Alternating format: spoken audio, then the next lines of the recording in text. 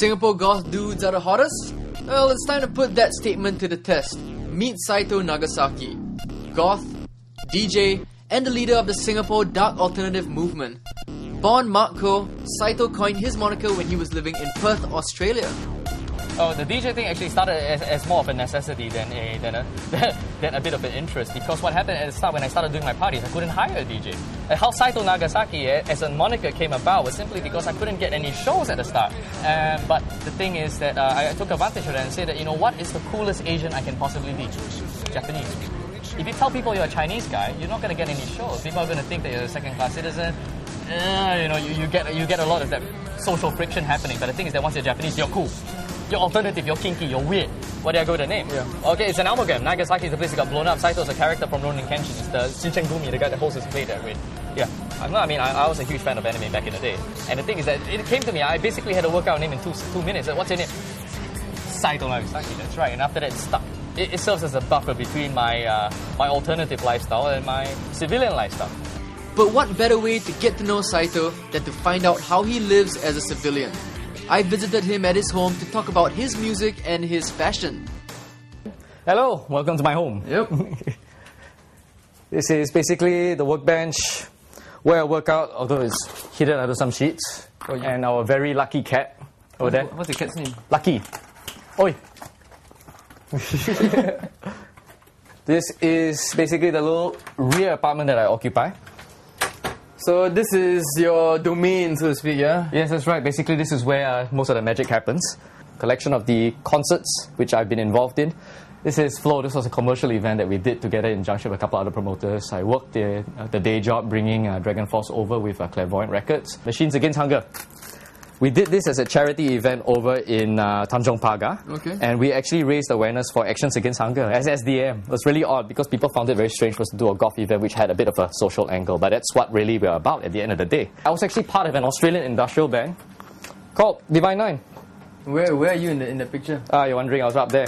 Now, the funny thing is that, one of the gimmicks, because I was a bit shy on stage, believe it or not, me, shy. Yeah. So, they actually made me wear a bag over my head as a bit of a prank. That you can't exactly get these things, you can't buy these off the shelf, because this is an actual fetish mask. It molds exactly to your face. So the problem is that if you get anything too tight, you can't breathe. If you get anything too loose, it looks kind of like a loose sack of dough on your head. Yeah, can you put it on and see how it looks? This was back in the day. It still fits, I think. Yeah, there you go. I don't zip it up. Yeah, you can't really talk because it locks your jaw. See that? So what do you play when you're on stage though? Keys. Oh, but keys. I was terrible at it though, so let's not go there.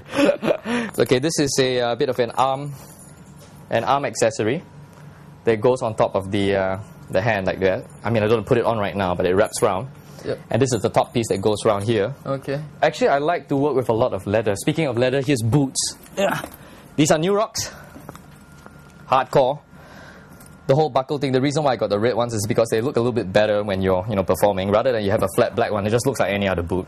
No differentiation whatsoever. Solid steel.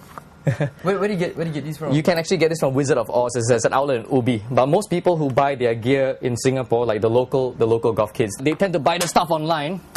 And it does cost a bit in terms of importing. How much do they usually go for? Boots like that, probably about 400-500. I mean, it is a bit of an expensive look to get.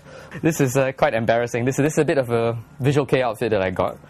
It's the sleevelets that are attached to it. Okay, so what exactly is Visual K? Visual K basically is the Japanese interpretation of the goth aesthetic. You can be in totally white, you can be in totally red, you can be totally black, but generally the theme is to be a bit monochromatic. I actually wore this at the Halloween one. I don't think I had a bit of a good look on it. Basically, it's got the straps. I cross them over. It's a full-length leather trench coat. Goes from head to toe. It's satin lined on the inside, custom fit. And I mean, sometimes I don't wear this locally because it's just simply too hot. But I can show you basically when it goes on. It actually closes up completely. It's sort of like Morpheus from Matrix. Basically cyberpunk. Yep. The average expenditure of the community does determine the fashion as well. Over here, people actually have to take whatever they can find and adapt it. Taking like wallet chains and using them around their necks, actually buying padlocks from the hardware shop and actually hooking them onto their trench coats. You get that innovation. That's all for this week's show, but tune in next week where we talk about goth music in Singapore and how the Singapore dark alternative movement helps their members overcome personal problems in their lives.